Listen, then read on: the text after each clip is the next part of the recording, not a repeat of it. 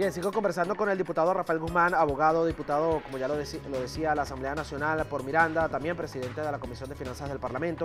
Hablamos de la derogación de la ley de ilícitos cambiarios. Hay muchas preguntas en nuestra cuenta Twitter, @primerapágina. Quiero antes hacer un inciso. Escribe acá Lice Belín, dice: Hidrocapital, existe bote de agua en la avenida Páez del Paraíso frente al Hotel El Prima hace 2 meses.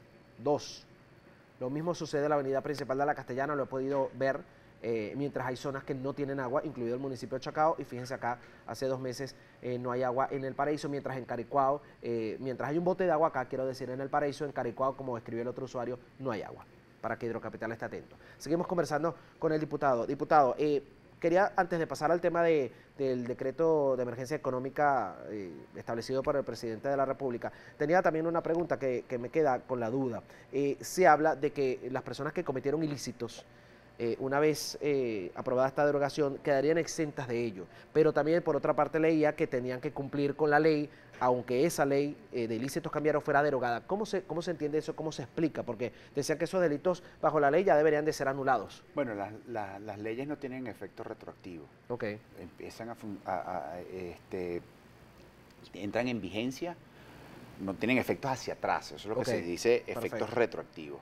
Ahora, si en este caso beneficia al reo, pues se tiene un trato preferente. Pero eso es una norma de carácter constitucional, eso está allí. Eso no queda de más allí. No queda. Bien, con relación al decreto de emergencia económica, estábamos conversando fuera del aire desde el 2015, me decía que ya son 11 en particular. Ayer vimos al diputado Matius hablar de manera contundente rechazando en nombre de la Asamblea Nacional esto.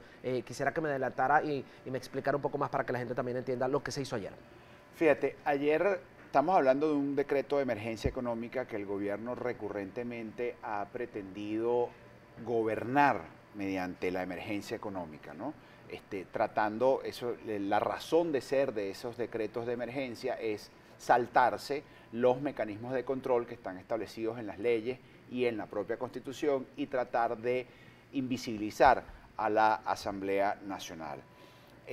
Han sido 10, 11 decretos de emergencia económica, son de duración de cada 3 meses. El primero fue rechazado y no aprobado. Ese es el único decreto que el gobierno envió a la Asamblea Nacional, pero en función de que fuera declarado constitucional por parte del Tribunal Supremo de Justicia, pues sencillamente entró en vigencia. Eso no tiene nada que ver porque estamos hablando de actos que son compuestos.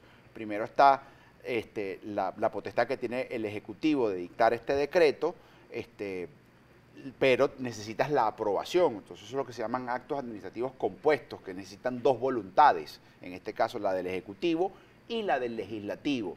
Y, por supuesto, tiene que ir a una revisión constitucional. Y por muy constitucional que sea, si la Asamblea Nacional, si el órgano legislativo no lo aprueba, pues sencillamente no entra en vigencia. Eso fue lo que pasó la primera vez. Y aquí empezó, como decíamos, el derecho de taquilla por parte del Tribunal Supremo de Justicia. Empezar a hacer lo que le ordenan desde Miraflores. Pues sencillamente aprobó, declaró la constitucionalidad, que además era inconstitucional, pero ellos declararon la constitucionalidad y empezaron a gobernar mediante decretos de emergencia económica. El día de ayer nosotros vimos otra versión de este decreto de emergencia económica. Estamos hablando de 12 modificaciones en relación a los anteriores. Y los que destacamos de estas modificaciones o de estas nuevas incorporaciones al decreto de emergencia es cómo se profundiza en los mecanismos de control, de dominación por parte del régimen para doblegarle la voluntad a los venezolanos. El gobierno, nosotros lo hemos dicho, al gobierno no le interesa que ustedes puedan con sus ingresos, con el producto de su trabajo, salir adelante, que lo que tú tengas en el bolsillo sea suficiente para poder comer, para poder dormir, ¿Diría según lo que usted está diciendo, empobrecer más al pueblo venezolano? No, depende. Además de empobrecer, porque al final sí los estamos empobreciendo, estamos viviendo nuestra peor crisis económica, social de nuestra historia. Ellos lo que les interesa es que tu medicina, tu alimentación, tu movilidad, todo dependa del Estado. Al gobierno no le interesa, y esto ha sido recurrente, esto lo hace con las empresas, lo hace con los sindicatos, lo hace con toda fuerza que esté en la calle, lo hace con los ciudadanos, y al final lo que trata es de individualizarte, quitarte esa condición de ciudadano para que tú estés sometido a la voluntad del régimen, que dependas de ellos. Bien, opinión del diputado Rafael Guzmán. Voy con las preguntas, le pido contestar puntual porque no quiero que se queden varias sin contestar. Dice @RaudyJ, los diputados de la AN viven en un país imaginario, aprobando leyes que nadie le hacen caso. ¿Qué opina de eso? ¿Creen que viven en un país imaginario ustedes? El único imaginario es en Miraflores, porque pareciera no entender lo que está sucediendo en la calle. Estamos hablando de un 80% de pobreza. Destruyeron el aparato productivo. El país imaginario, me imagino yo, es donde la harina Juana se produce, donde el Café Madrid también se produce, donde todas esas empresas que expropiaron, que expropió el gobierno, pues están a plena producción. Ese país imaginario está en Miraflores, no está en la calle. Bien, Julio Azares Pérez, el diputado no quiere ver la realidad, según dice él. Hoy Venezuela comienza a recuperarse y cada día será más evidente. Eso les duele y no lo pueden ocultar. ¿Qué le dice? Bueno, ¿recuperarse dónde? Porque estamos produciendo, lo único que nosotros producimos aquí es petróleo.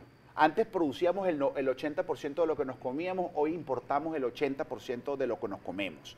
Estamos produciendo menos petróleo. Esa persona que está diciendo allí, fíjense, yo les recuerdo que en el año 2007 nosotros producíamos 3 millones de barriles de petróleo, no le debíamos $1 a nadie en PDVSA. Hoy PDVSA está quebrada y produce 1 millón de barriles de petróleo. Bien.